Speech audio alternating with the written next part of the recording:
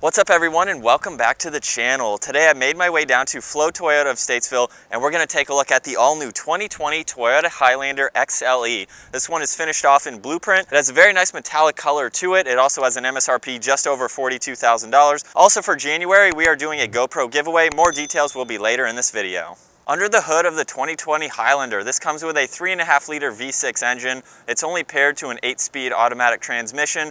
This engine will produce 295 horsepower at 6,600 RPM and 263 pound-feet of torque at 4,700 RPM. You can get front-wheel drive or all-wheel drive. This weighs right around 4,400 pounds. It'll do 0 to 60 in around 8 seconds, and with a fuel capacity of 17.3 gallons, you can expect to see 21 miles per gallon in the city and 29 out on the highway. The wheelbase measures 112.2 inches. It has an overall length of 194.9 inches. The width is 76, it has a height of 68.1 inches, and ground clearance comes in right at 8 inches. Starting up front on the 2020 Toyota Highlander, we're going to take a look at the headlights. They are LED reflector headlights. This also has LED daytime running lights along with LED fog lights in the middle section of the bumper. I really like all the contoured lines that go around it, especially the line that goes in between the headlight and the fog light. Just gives it a very nice look. As we make our way to the center, we have a redesigned grille with gloss black on the insert, very nice cutouts as well, and a nicely integrated sensor into the middle section, along with the Toyota badge and nice trim running around the outside. Down below, we have more cutouts in the lower section, along with a nice line that runs through the middle. Definitely has a nice refreshed design to it. As we make our way up to the hood now, you'll see very nice lines running down the middle, along with contoured lines on the side that come to a point at the grille. The XLE comes with 18-inch alloy wheels. They have a 5-spoke design to them, along with a 2-tone finish. Making our way up to the side mirrors, you can see they are half body colored and half black. They also feature the integrated turn signal along with the blind spot monitor indicator as well. Just behind the front tires, you'll see a nice line coming down, and then we have one that starts at the height of the door handles and goes all the way through. There's also some nice contours in the lower section of the door, and this line sweeps up to the rear passenger door handle, gives it a very nice look. You can see there's chrome trim around the windows along with black on the top section, and then up top on the roof, this has roof rails and a sunroof as well. Overall, I think it has a really nice side profile design. And finishing up in the rear, this has an integrated spoiler with the third brake light right in the center. The wiper blade is in the lower section of the glass, so it doesn't hinder with any visibility. This has LED taillights. With your stand-up backup camera, it offers a power liftgate and a towing capacity up to 5,000 pounds. So that's going to finish it up with the exterior walk around on the all-new 2020 Toyota Highlander. I really like the color of this blue. It has a nice metallic flake to it. All of the changes are subtle, but it has a nice refreshed design from the previous model. I like all of the accents on this particular one. But now let's go ahead and take a look at the interior. I have the vehicle locked and the key in my pocket. I'll just place my hand on the door handle and you'll hear it automatically unlock. Starting off on the door panel, you'll see it has very nice softex leather on the armrest, along with stitching that runs across the middle section here. Very nice color contrasting brown running on the rest of the door panel. You'll see a nice trim piece just above the grab handle, along with all of your window controls. You have your lock and unlock with your side mirror adjustments, and then of course the release handle is just up top. You also have a lot of storage space in the lower section of the door with one speaker right in the front. Hopping into the driver's seat now, we'll start off with these softex leather seats. They have a really nice design to them, very comfortable. You can see the color matched piping running down the middle of them, and then a nice pattern in the center. These are heated as well. They have a 10-way power adjustability and of course lumbar support, so you can definitely get these into a comfortable position. As we work our way to the steering wheel here, it's completely covered in leather with gray and brown stitching running on the inside, more piano black on the lower section of it. Moving to all of the buttons on the steering wheel now, on the right side you have controls for the adaptive cruise control. You can turn on and off your lane keeping assist along with the steering assist and make that active. You have your front sensor along with a mode button and tuning for the radio. On the left side, we have voice command, your volume, your Bluetooth, and all of these will control the 7-inch screen right in the center. We can pull up the miles per hour along with your distance till empty. We can scroll over to an eco meter. You have your fuel economy. You have your audio. You can go down to your tire pressure, scroll over and view your safety system status, so your pre-collision, your blind spot, your rear cross traffic alert. On the left side, you have the tach and engine temperature. On the right side is your speedometer and fuel gauge. Everything is very simple and straightforward to go through. As we make our way to the left side of the steering wheel, you'll see a little compartment here for anything that you want to place there. You have the fuel cap release along with the power liftgate, your automatic headlights. There's one air vent above that along with your trip odometer reset. And then as we make our way to the center, we'll take a look at the 8-inch screen. You can see on both sides you have physical buttons that you can use.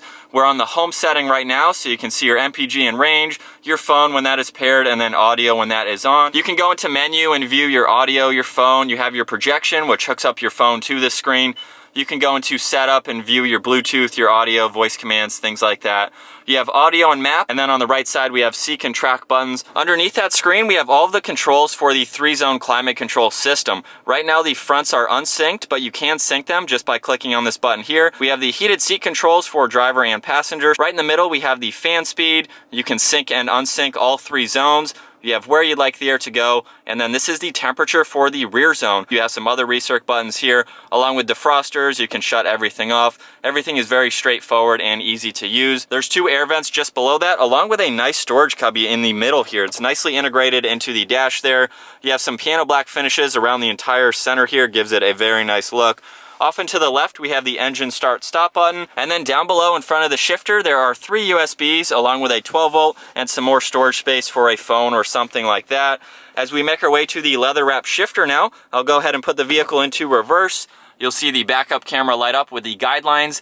The red line measures 12 inches from the bumper, then you have 24 inches and 36 inches. There are 2 cup holders off and to the right side, and then behind that we have the electronic parking brake along with the brake hold assist, and then the different driving modes for this vehicle. You have sport, normal, and eco. And when you change those, you'll see on the gauge cluster here that eco is blue, normal is white, and then sport is red. Behind that we have traction control along with a snow mode, and you can activate the engine start stop feature. Moving on to the center console now, I really like how the center of this retracts back. So right now it's a normal armrest. If I just pull on this tab here, it nicely retracts out of the way, revealing the wireless charging port, and then you can go ahead and lift this up as well, and you have a good amount of room in here. There's a movable tray there, and then it continues on back below there, so you can even remove this if you would like to.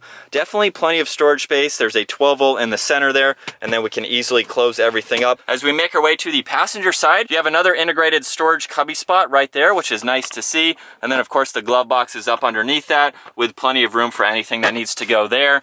We'll go ahead and take another look at these seats, have a very nice design to them. And then we'll go ahead and take a look at the sunroof. You have the sunshade here, and then the rest of the controls are up in the center.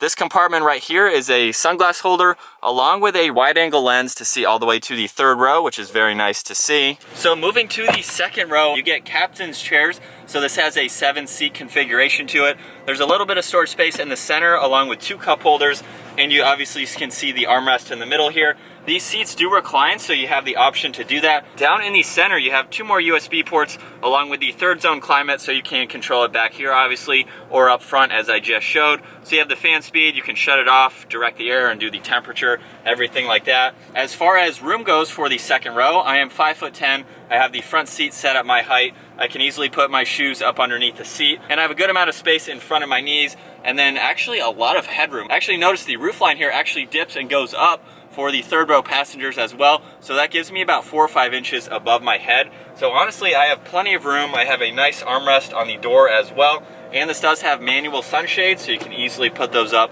for both sides if you need to use those. The 2nd row seats also have some other functions to them as well. If we just pull on the handle that would recline the seat, we can easily put it forward and push this seat all the way forward, giving us access to the 3rd row.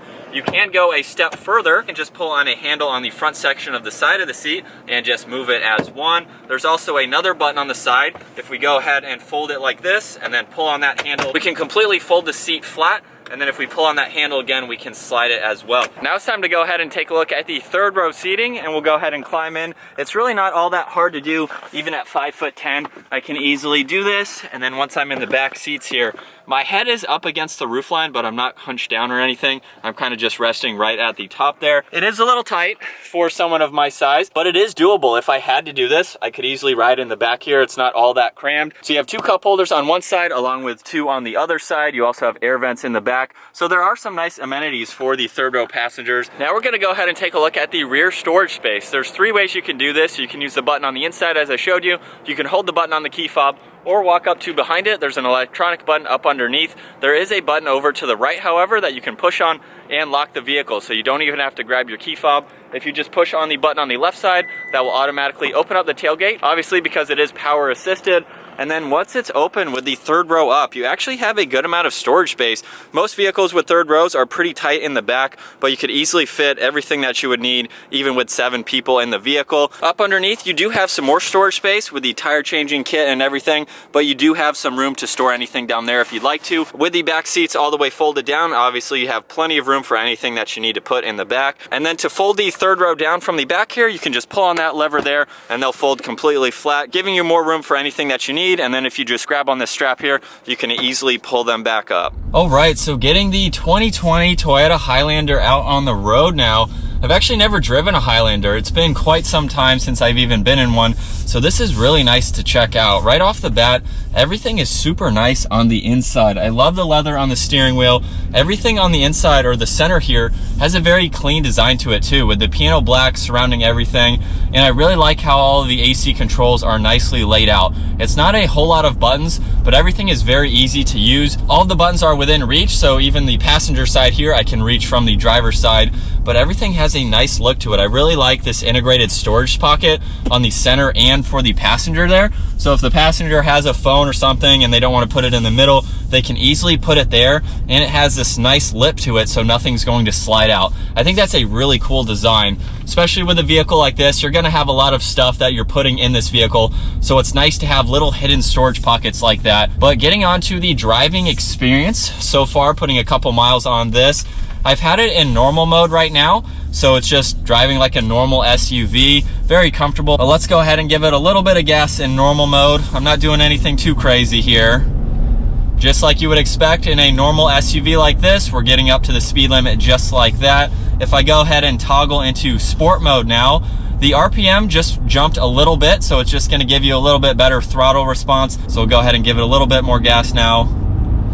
And just like a normal vehicle, it gets up to speed. So it's nice that you have that option. You can also put it down into eco mode. So if you're out on the highway or you're in bumper to bumper traffic or something like that, you can easily have that on, or do the engine start stop feature as well to help save on MPG. So there's a lot of technology like that in this vehicle, along with the blind spot, the Toyota safety sense. It has the adaptive cruise control, rear cross traffic alert, everything that I showed you inside the gauge cluster here that you can turn on and off. So it's a very well equipped vehicle. My favorite part here is the center armrest. I love how it just slides back. You don't have to have it open and out of the way or anything like that. So that's pretty neat. And even with it open, you still have an armrest. So you can kind of relax back here even if you forget to close it, which is very nice. As far as the comfort goes, it's been a very smooth ride. It's absorbing bumps well. It's what you would expect in an SUV like this. And visibility is really easy to see. For a third row vehicle like this, the pillars up front are very thin. You can see in front of both side mirrors just a little bit, which definitely helps on that passenger side. I can easily see out of the rear glass there, and then a glance over my left and right shoulder. Even with the headrests up right now, I can easily see over both shoulders. And then a really cool feature to use, as you will have kids in the third row here, it zooms in much more than the rear view mirror. So I can easily see into that third row, and I can actually see the base of the passenger seat here. So it's very wide angle. But that's gonna wrap it up for my walk around review and test drive in the 2020 Toyota Highlander. Once again, huge shout out to Flo Toyota of Statesville for providing this SUV for me today. Definitely check out their website. I will have that in the description below. Also, don't forget, for January, we are doing a GoPro giveaway. All you have to do to be eligible to win is be a subscriber to the channel and comment on videos. At the end of January, we're gonna pick the video with the most comments and pick a random winner from that video. So all you have to do is comment and be a subscriber. But that's gonna wrap it up for today's video. Hopefully you enjoyed it. Give it a huge thumbs up. Smash that subscribe button if you haven't already. And I'll see you in the next video.